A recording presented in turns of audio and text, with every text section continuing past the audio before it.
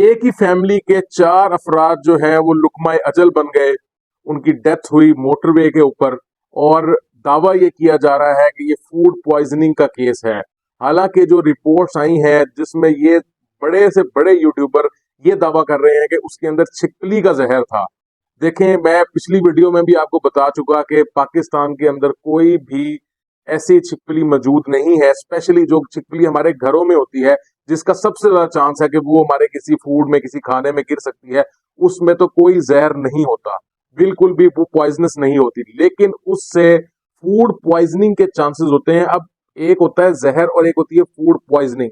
देखें, इसमें डिफरेंस है और मैंने ये महसूस किया है कि आपके लिए मुझे ये एक डिटेल वीडियो बनानी चाहिए ताकि मैं आपको बता सकूं कि फूड पॉइजनिंग में और जहर जो होता है, पॉइजन जो होता है, उसमें क्या फर्क है।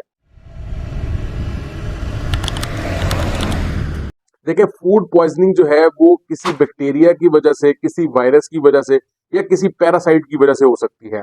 क्योंकि जब कोई खाना खराब होता है तो उसमें जर्म्स जो है वो ग्रो करते हैं, जरासीम जो है वो बन जाते हैं और वो बैक्टीरिया भी हो सकते हैं, वो वायरस भी हो सकते हैं और वो पैरासाइट भी हो सकते हैं। अब इन तीनों का जो इलाज है वो कदरन डिफरेंट है एक दूसरे से, लेकिन जो इनकी एहतियाती तदाबीर हैं, जो आपने इनमें जरूरी काम करने हैं, जिन चीजों का ख्याल करना है, वो तकरीबन सब में बराबर है। और आज की वीडियो जो है मैं उसी पे बना रहा हूँ कि आपने, अगर आपको पता चल जाए कि फूड पॉइजनिंग हो चुकी है आपको, तो आपने किन किन चीजों का ख्याल करना है। सबसे पहले तो आप ये जान लें कि अगर आप कहीं से बाहर से खाना खाते हैं और उसके बाद आपके पेट में दर्द, स्पेशली मरोड़ों वाला दर्द शुरू हो जाता है, एकदम मोशन लग जाते हैं या उल्टी आना शुरू हो जाती है, और उल्टी भी ऐसी आती है कि आपको उसे कहते हैं प्रोजेक्टाइल वॉमिटिंग, यानी उड़ के जो है वो बाहर आती है एकदम। तो इसका मतलब जो है वो साफ हो जाता है कि आपने कोई ऐसा खाना खाया है जिसमें कोई बैक्टीरिया, कोई वायरस या कोई पैरासाइट इस तरह का था जिसकी वजह से आपको फूड पॉइजनिंग हो चुकी है। अब बेसिकली फूड पॉइजनिंग जो है वो एक ऐसे इरिटेंट की वजह से होती है जो हमारी गट के अंदर जो है वो उसको खराब करता है, उसको इरिटेट करता है और हमारी गट कोशिश करती है कि उसको बाहर निकाले। इसलिए वॉमिटिंग भी लगती है और मोशन भी लगते हैं ताकि उन जरासीमों को बाहर निकाला जाए। लेकिन फूड पॉइजनिंग मोस्टली 2 घंटे से लेकर 2 से 3 दिन के अंदर सेटल हो जाती है। और अगर ये सेटल ना हो तो फिर आपको लाजमी जो है वो किसी डॉक्टर से रजू करना चाहिए, क्योंकि मोस्ट ऑफ द केसेस में जब ये सेटल नहीं होती तो आपके इंटरनल ऑर्गन्स का मसला होता है। और बेसिकली फूड पॉइजनिंग के 2 ही बड़े कॉजेज होते हैं। या तो आपके मैदे में इतना स्टमक एसिड जो है वो नहीं था जो अंदर से आने वाले जरासीम को मार सकता, किल कर सकता, या फिर वो जरासीम इतनी ज्यादा तादाद में थे कि आपकी बॉडी उन्हें बर्दाश्त नहीं कर सकी।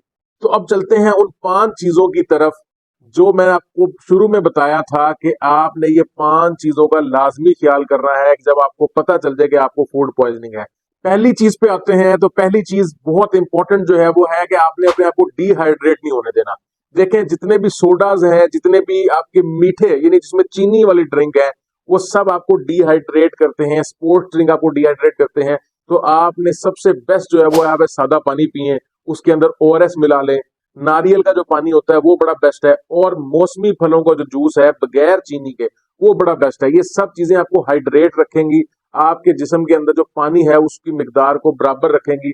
इसकी वजह से आपको कॉम्प्लिकेशंस नहीं होंगी। दूसरा काम आपने जो करना है वो आपने रेस्ट लेना है।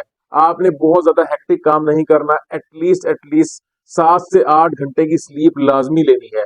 तीसरा काम आपने जो करना है वो आपने करनी है फास्टिंग। फास्टिंग का मतलब है कि आपने अपने एक मील से दूसरे मील के दरमियान तकरीबन 7 से 8 घंटे, 9 घंटे का वक्फा लाजमी डालना है, ताकि आपकी आंतों को, आपके स्टमक को टाइम मिल सके और वो अपने आप को रिकवर कर सके। इस दौरान आपने पानी पीना बिल्कुल नहीं छोड़ना। आपने सिर्फ सॉलिड चीजें जो है वो छोड़नी है।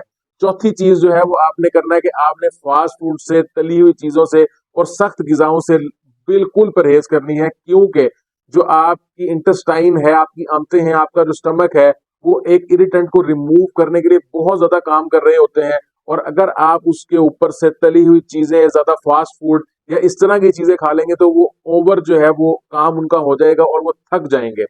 मैं आपको ये बिल्कुल लेमैन लैंग्वेज में इसलिए समझाता हूँ क्योंकि मोस्टली लोगों को इन चीजों का कंसेप्ट जो है वो नहीं है। तो मैं चाहता हूं कि आप ये समझ सकें। जो 5वीं चीज है वो सबसे बेस्ट जो है वो है प्रोबायोटिक का यूज। प्रोबायोटिक ऐसे फूड होते हैं जिसमें अच्छे बैक्टीरिया होते हैं। अल्लाह ताला ने जहां पर बीमारी पैदा की है वहां पर उसका इलाज भी पैदा किया है।